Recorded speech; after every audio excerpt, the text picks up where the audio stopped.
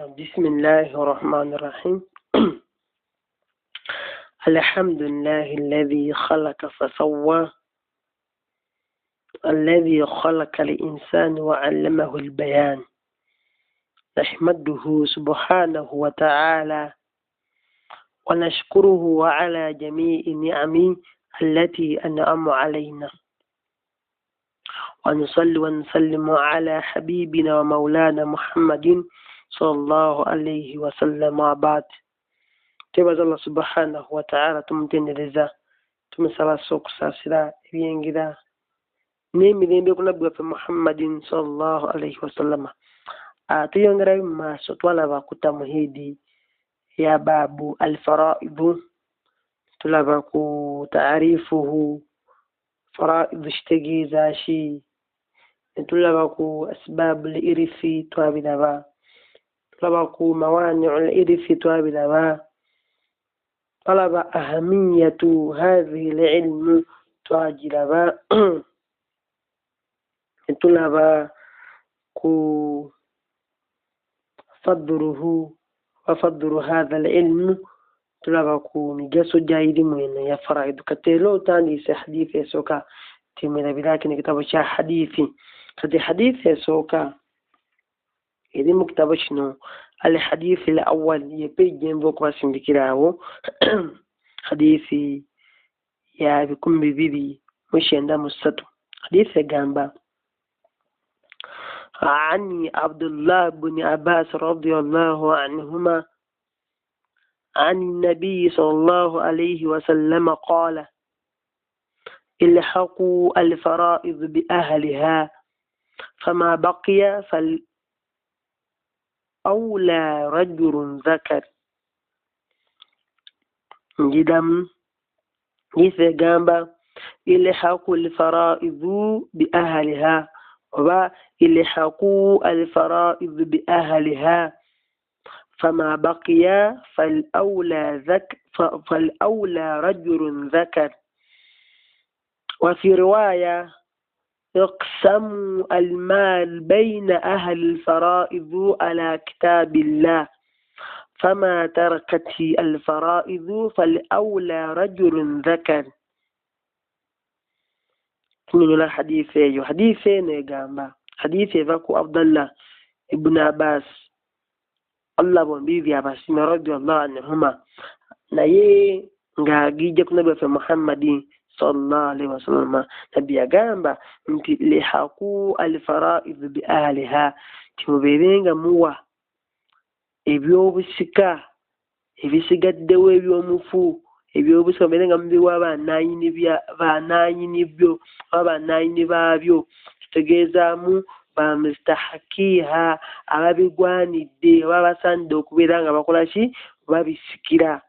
N'agamba nti fama bakiya, kyonna ekyo kisigaddewo nga mumaze ogabanga Allah bwe yagamba mu Qur'an, bwe yagaba omwana omuwala muwadde nisifiya muwadde, agamba nti fama bakiya, kyonna ekyo kisigaddewo fal awla rajulun zakar, tukiwa fal aqrabu rajulun zakar, tukiwa omusajja aliraani asinga okuba ow'okumpi nabo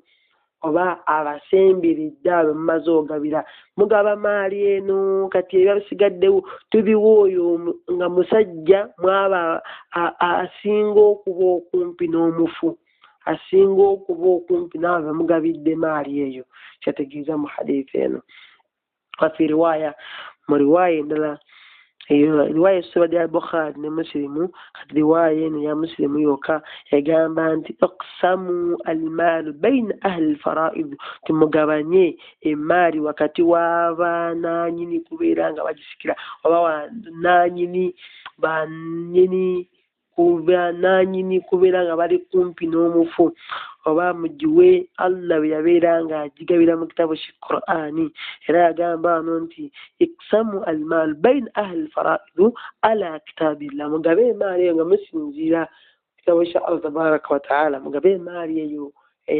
nga muwa abamustahakiha, abagigwanidde okugifuna, abasika, nga mukozesa ekitabo kya Allah n'agamba nti fama talakatil faraidu nga mumaze okujja mu emigabo gyabwe muwadde agamba nti ebisigaddewo nga mumaze ogabiramu aba 9 faraidu aba 9 migabo ba 9 byabusika ebyo tugamba nti fal awla rajulun dhakar obiwe oyo omusajja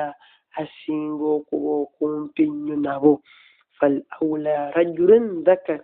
okuba omusajja asinga okuba okumpi nabo oba omusajja asinga okuba okumpi n'omufu eyo hadithi emu riwaya Muslimu hadithi ya 610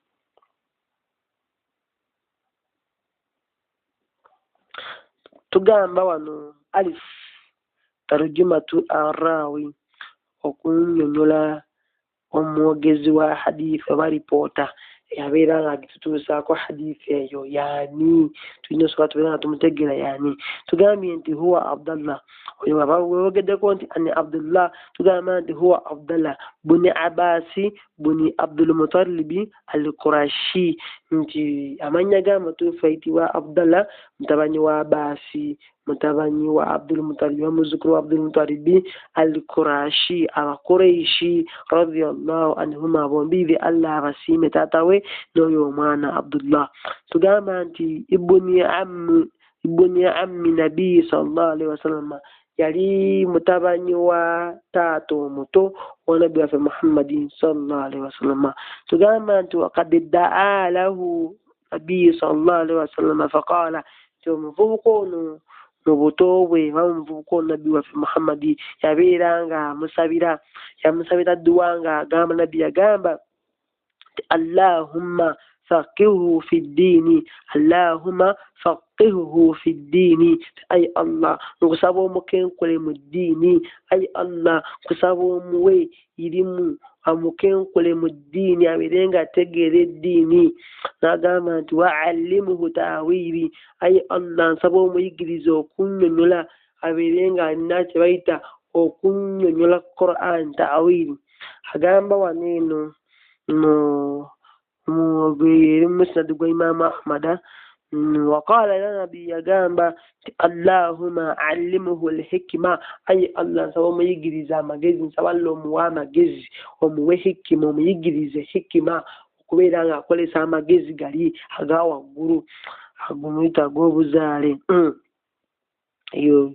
riwaya Bukhari n'agamba nti fastajaba Allahu ta'ala du'aahu Allah tabaraka wa ta'ala nayanukula okusaba kwe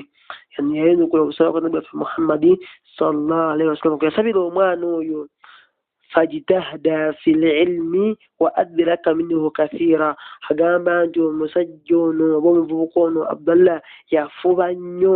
yafuubana nnyo okubeera nga anoonya irimu wa adraka minhu kathira era n'afuna irimu mpitirivu yayiga kinene nnyo mu irimu lukiba okutuusa we yabeera nga aniknemingibwa obanga atuumibwa erinnya eya baharul umma wa hibruha bamutuuma nti ye baharul umma ennyanja ya irimu oba ennyanja ya umma eno ennyanja yaffe wa hibruha era oyo ye bwinyo wa umma tuyita bwinyo oba knowledge yatuumibwa erinnya lw'okuba nti yasoma nnyo irimu n'abeera nga kakensa fakiihu oli ajjudde ate ne mu Qur'an mutaawilu nga yasinga ne bamutuuma erinnya nga bamulakaba bamuwa walukiba hata lukiba baharul umma bamufuula ennyanja ya irimu oba ennyanja ya umma so nti kyoyanjo oyagala kukolera ku busiraamu yeye ennyanja yaffe gwe tujjako irimu then n'agamba wano nti wa hibruha era ye bwino wa ummeno irimu yaffe oyo gwe tuyita Imamu Abdullah ibn Abbas wa tarjumanul Qur'ani ne bamutuuma nti omuvunyuzi wa Qur'ani oba omunnyonnyozi wa Qur'ani oba annyonnyola Qur'ani nabyo baali mutuuma nti oyo ye muvunyuzi wa Qur'ani tuyita Sheikh Fadil Imamu waffe Imamu Abdullah bin Abbas sahaba oyo tugamba nti qala fihi amirul mu'minina Umar ibn al-Khattab radiyallahu anhu Umar bin Khattabi yabeeranga amwogerako ebigambo bino yagamba nti dhaakum fata alkahulu nti mummwe oba mujjiddwa oba mulina omuvubuka ow'abakadde omuvubuka naye nga ki nga mukulu so nti muvubuka w'abakulu yali muvubuka naye nga amagezi ga kikulu kyategeezaamu nti mummwe mulimu dhaakum fata mummwe mulimu omuvubuka alkahulu kahulu kitegeeza omuntu ow'amakulu so nti nga muvubuka muto mu myaka wabula nga ate byakola bya kikulu mugezi amagezi ga kikulu nga muvubuka w'abakulu lahu lisaanu saulu alina olulimi olubuuliriza wa kalibun aqulu n'omutima omugezi omutima ogujjudde amagezi siyo nti ali musajja mugezi nnyo